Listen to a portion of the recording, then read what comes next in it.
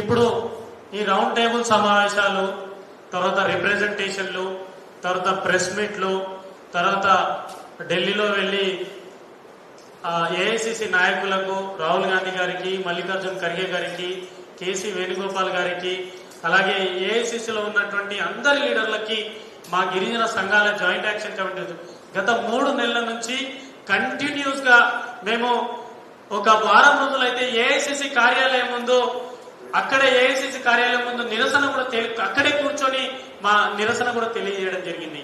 ఒకటే డిమాండ్ అండి. ప్రజాపాలన ప్రభుత్వం 2023లో ప్రభుత్వం ఏర్పడింది. అది బంజారా సామాజిక వర్గం ఓట్లు. అది నేను చెప్పడం లేదు. ఎందుకంటే నేను చెప్పడం కంటే టిఆర్ఎస్ పార్టీలో టిఆర్ఎస్ పార్టీ ఓడిపోయిన తర్వాత మొదటి ప్రెస్ మీట్ పెట్టినటువంటి మన కేటీఆర్ గారు మాకు కేవలం బంజారా సామాజిక వర్గం ఓట్లు వేయకపోవడం, మేము బంజారాలకు ఏం అన్యాయం చేశామనే ఈ మాటలతోని ఆయన ప్రెస్ మీట్ పెట్టి ఆ రోజు క్లియర్ గా వారు చెప్పడం జరిగింది. ఈ మాటలను రేవంత్ రెడ్డి గారు ఇంద్రమ్మ రాజ్యంలో బంజారా సామాజిక వర్గం లేకపోతే ఈ రోజు నేను ముఖ్యమంత్రి అయ్యేటోని కాదు, నాతో పాటు ఉన్నటువంటి మంత్రులు కూడా కాలేకపోతుంటే అది కేవలం బంజారా సామాజిక వర్గం ఓట్లే. అక్కడ ఎమ్మెల్యే సీట్లలో అన్యాయం జరిగింది. నేనే స్వయంగా మా గిరిజన సంఘాల నాయకులతోని గాంధీ భవన్ ముందు నేను 3 రోజుల పాటు నిరసన తెలియజేశా. అయ్యా, 40 లక్షలు ఉన్న సామాజిక వర్గానికి కేవలం 4 సీట్లు కేటాయిస్తారు. అది ఇంద్రమ్మ గారి రాజ్యంలో, అది ప్రజాపాలన ప్రభుత్వంలో. ఇది ఎక్కడి అన్యాయం? ఇంకో మా గిరిజన ట్రైబల్లో అక్కడ 4 లక్షలు ఉంటే 7 ఎమ్మెల్యే సీట్లు ఇచ్చి వాళ్ళకి న్యాయం చేశారు. సరే, అక్కడికి సమయం అయిపోయింది, మాకు అన్యాయం చేశారు. ఎంపీ స్థానాలు కేటాయించడంలో మాకు అన్యాయం చేశారు. ఎందుకంటే వాళ్ళకు ఒకటే ఆలోచన, బంజారాలలో లీడర్ లేరు. అరే, మా పేర్లలో ఉందయ్యా నాయక్ అంటేనే లీడరు. మేము కార్యక్రమం చేయగలుగుతాం, అడ్మినిస్ట్రేషన్ నడపగలుగుతాం. మా దాంట్లో ముఖ్యమంత్రులు అయ్యారు, మా దాంట్లో మంత్రులు అయ్యారు, మా దాంట్లో ఈరోజు రాష్ట్రంలో ఐఏఎస్లు ఐపీఎస్లు చాలా మంది ఉన్నారు. చాలా బ్రహ్మాండంగా అడ్మినిస్ట్రేషన్ నడపగలుగుతున్నారు. మా నాయకులు ఉన్నారు. ఇప్పుడు కాంగ్రెస్ పార్టీలో 4 ఎమ్మెల్యేలు అయ్యారు. చాలా గొప్పగా 2 డాక్టర్లు ఉన్నారు మా దగ్గర. మైపాద్ ఎమ్మెల్యే డాక్టర్ ఉన్నారు, డోర్నకల్ ఎమ్మెల్యే డాక్టర్ ఉన్నారు. మా రామదాస్ నాయక్ గిరిజన సంఘాలలో పనిచేసి ప్రతి అడుగడుగు ప్రజల నాడి తెలిసినటువంటి నాయకుడు ఈరోజు రామదాస్ నాయక్ వైరాలో ఉన్నారు. బాలు నాయక్ గారు 3 పర్యాలుగా ఎమ్మెల్యేగా చేసినటువంటి గొప్ప అనుభవం ఉంది. జెడ్పీ చైర్మన్ చేసినటువంటి గొప్ప అనుభవం ఉంది. ఇంకా లీడర్ల లోపం ఎక్కడుందండి? మొన్న శంకర్ నాయక్ గారికి మీరు ఎమ్మెల్సీ ఇస్తుంటే 30 సంవత్సరాల పాటు కాంగ్రెస్ పార్టీ విధేయుడుగా ఉన్నందుకు ఈరోజు శంకర్ నాయక్ గారికి మేము ఎమ్మెల్సీ ఇవ్వడం జరిగిందని మీరే చాలా గొప్పగా చిత్రీకరించారు కదా.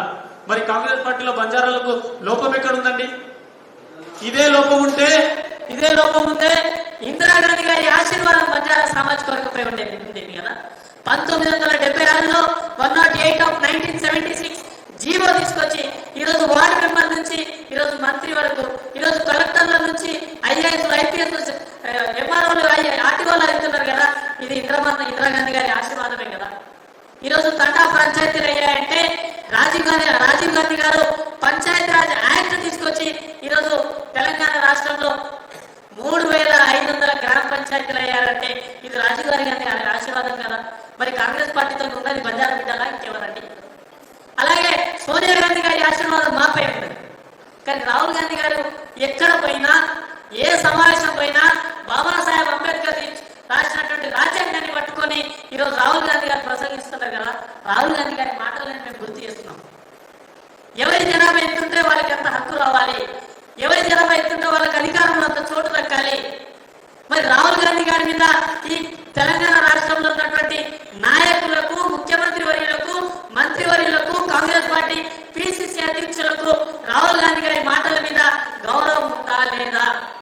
ఉంటే ఎవరి జనాభా ఎత్తుందో వారికి అన్ని పదవులు రావాలి కదా.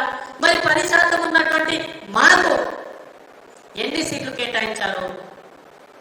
మేము అడగాలంటే 40 ఎమ్మెల్సీ సీట్లలో 4 ఎమ్మెల్సీ సీట్లు మాకే రావాలి.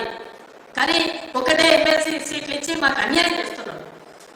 60-70 కార్పొరేషన్ సీట్లలో ఈరోజు ఎన్ని ఇచ్చారంటే ఒకటే ఇచ్చారు. అక్కడ అన్యాయం చేశారు కదా. అన్నింటిలో అన్యాయం చేశారు. పార్టీలో అన్యాయం చేశారు. కేవలం ఓట్లకు మాత్రమే బంజారా సామాజిక పరిమితం చేస్తున్నారు. ఇందాక మా అన్నగారు చెప్పినట్టు రేవంత్ రెడ్డి గారు మీరు టిఆర్ఎస్ పై వ్యతిరేకతని కాంగ్రెస్ పార్టీకి వేశారన్నారు. ఎస్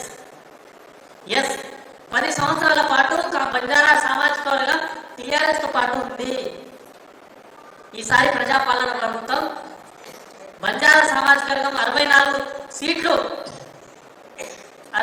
సీట్లు గెలిస్తే అందులో 40 నియోజకవర్గాలు కేవలం బంజారా సామాజిక వర్గం ఓట్లేసి వాళ్ళకి ముఖ్యమంత్రి మంత్రులు చేసినందుకు మాకు ఈ అనుభవం అండి. మా ఆత్మగౌరవంతో ఆటాడుకుంటున్నారు మీరు. ఇప్పుడు రిప్రజెంటేషన్ ఇవ్వం. ఇప్పుడు కార్యాచరణలు వేరే విధంగా మొదలు పెడతాం. కార్యాచరణలో రాష్ట్ర రోకం చేస్తాం, ధర్నాలు చేస్తాం, ముట్టడిలు చేస్తాం, రాష్ట్ర నాయకులు ఇంటి దగ్గర పోయి కూర్చుంటాం. ఇప్పుడు ఈ కార్యాచరణ ఇట్లా ఉండాలి. ఎందుకంటే మేము అడుగుతుంటే కొద్దీ మమ్మల్ని చిన్న చూపు చూసి మా ఆత్మగౌరవాలను దెబ్బతీస్తున్నారు. ఇప్పుడు సహించేది లేదు. బంజారా బిడ్డలు మంచికి మంచే ఉంటారు, కానీ అన్యాయం చేసి అవమానం పెడితే మాత్రం రేపు రాబోయే పంచాయతీ ఎలక్షన్ లో 3500 గ్రామ పంచాయతీలు ఉన్నాయి, కార్పొరేషన్లు ఉన్నాయి, జెడ్పీటీసీ ఎంపీటీసీలు ఉన్నాయి. ఇవన్నీ మీరు దృష్టిలో పెట్టుకోండి. ఎందుకంటే రేపు మంత్రులు తండాలకు వెళ్ళాలన్నా ఇక్కడ మంత్రి పదవి కేటాయించకుండా మీరు విస్మరిస్తే రేపు మిమ్మల్ని తండాలలో విస్మరించాల్సిన అవసరం సందర్భం ఏర్పడితే మాత్రం తండాలలో కాంగ్రెస్ పార్టీని అడుగు పెట్టనీయం కూడా. ఎందుకంటే ఈరోజు బీజేపీ నాయకులు, టిఆర్ఎస్ పార్టీ నాయకులు తండాలలో ప్రతిరోజు అక్కడే పడుకుంటున్నారు. కాంగ్రెస్ పార్టీని ఏం చేసింది మీరు గెలిపిస్తే అని చెప్పేసి మా మీద చిన్న చూపు చూపిస్తున్నారు. ఇందాక వెంకటేశ్వర గారు కాంగ్రెస్ పార్టీ విధేయుడుకోండి, కాంగ్రెస్ పార్టీని గెలిపించడంలో తనదైన శైలి, తనదైనటువంటి పాత్ర పోషించినటువంటి నాయకుడు చెప్తున్న మాటలు, ఆ నాయకుడు కాంగ్రెస్ పార్టీ నాయకుడు చెప్తున్నప్పుడు మాకు కాంగ్రెస్ పార్టీలో గౌరవం ఎందుకు లేదండి? కాబట్టి ఇప్పటి నుంచి మా కార్యాచరణ చాలా సీరియస్ ఉంటుంది. రేపు 3వ తారీఖు ఏదైతే ప్రమాణ స్వీకారం చేయడంలో బంజారా నాయకులకు కూడా అవకాశం వస్తుందని చాలా ధైర్యంగా ఈరోజు గిరిజన సంఘాలు నమ్మకంతో ఉంది. ఇదే నమ్మకం రాహుల్ గాంధీ గారు మాకు చాలా ధైర్యంగా చెప్పారు, మీకు అన్యాయం జరగదని చెప్పేసి అన్నారు. కేసీ వేణుగోపాల్ గారు కూడా మీకు అన్యాయం జరగదని, అందరూ అన్యాయం జరగదన్నారు. మరి ఇక్కడ రాష్ట్రంలో ఉన్న నాయకులు వాళ్ళకి ఏ సందేశం పంపుతారనే దానికి వేచి చూస్తున్నాం. రేపు జరగబోయే ప్రమాణ స్వీకారంలో సేవలాల్ మహారాజ్ గారి వారసుడు ఈరోజు బంజారా నాయకుడు ప్రమాణ స్వీకారం చేస్తాడని చెప్పేసి ఘంటాపరంగా నేను తెలియజేస్తున్నా. చేరియడలో మరో కార్యాచరణ సిద్ధమవుతుంది. దాన్ని మీరు అందరూ మీ దగ్గర ప్రింట్ ఎలక్ట్రానిక్ మీడియా వాళ్ళు అందరూ చూస్తారు.